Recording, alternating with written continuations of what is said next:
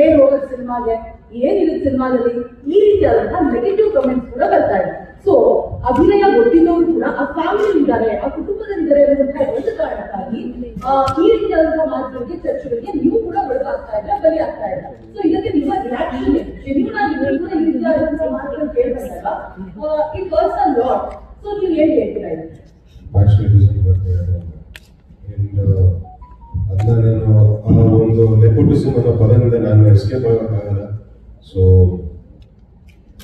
I think I have done a good job to prove myself and make it though, and as of now ಇಷ್ಟು ಬರ್ತಾರೋ ಪ್ರೀತಿಯಲ್ಲಿ ನನಗೆ ಆ negativity ಎಲ್ಲ ಕಾಣಿಸ್ತಾರೆ.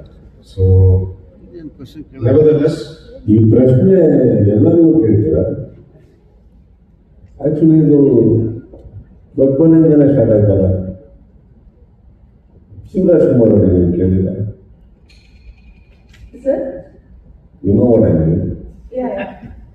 Nepotism ಅಂತ ಇದ್ದಿದ್ರೆ ರಾಜ್ಕುಮಾರ್ ಮಕ್ಕಳವ್ರಿಗೂ ಕೇಳಬೇಕಿತ್ತಲ್ಲ.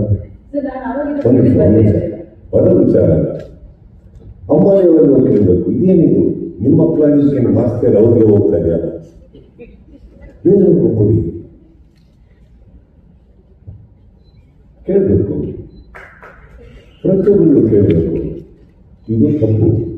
ಬಾಂಬೆಯಲ್ಲಿ ಯಾವುದೋ ಒಂದು ವರ್ಡ್ ಹುಡ್ಕೊಂಡ ತಕ್ಷಣ ಕರ್ನಾಟಕ ಎಂಟ್ರಿ ಕೊಡ್ಬೇಡಿ. ನಮ್ಮಲ್ಲಿ ರಾಜ್ಕುಮಾರ್ ಟೈಮಿಂದನೂ ಅಕಸ್ಮಾತ್ ಕುಟುಂಬದವರಿಗೆ ಆ ಯೋಗ್ಯತೆ, ಅರ್ಹತೆ, ಕಲೆಯಲ್ಲಿ ಒಂದು ಅಕಸ್ಮಾತ್ ಕನ್ನಡ ಜನ ಅವ್ರನ್ನ ಇಷ್ಟಪಟ್ಟರೆ ಇದು ಯಾರ ಹತ್ತು ಜಾಗ ಬೇಕಾರಾಗ್ಬೋದು. ಇಲ್ಲಿ ಪಕ್ಕ ಕೂತ್ಕೊಂಡು ನಾವು ಮುಂಬೈನ ಒಂದು ವರ್ಡನ್ನು ಉಪಯೋಗಿಸೋದು ತಪ್ಪಾಗುತ್ತೆ. ಇವತ್ತಿಗೆ ಶಿವರಾಜ್ ಕುಮಾರ್ ಅವರು ಒಂದು ಮೇಲೆ ನಟರು, ಅವ್ರನ್ನ ನೋಡಿ ಸ್ಫೂರ್ತಿ ಪಡೆದಿದ್ದೀವಿ. ಈಗ ಅವರು ಧಾರೆ ತಗೊಂಡು ಎಷ್ಟೋ ಜನ ಬೆಳೀತಾ ಇದ್ದಾರೆ. ನಮ್ಮ ಮಧ್ಯೆ ಇದ್ದರೆ ಇರ್ಬೋದು ಅಪ್ಪು ಅವರು,